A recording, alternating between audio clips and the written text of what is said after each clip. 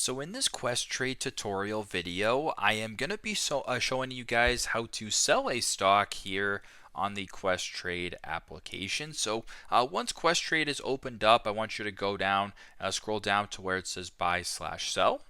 Press on that. Now once you're here, for example, if you were an owner of, what's a good example? We'll just type in, I don't know, what's a good example? Dollarama, DOL, ticker symbol, DOL.TO. So let's say, for example, you owned Dollarama stock, but you wanted to sell it. Press on the stock right here, go to the bottom right to where it says sell.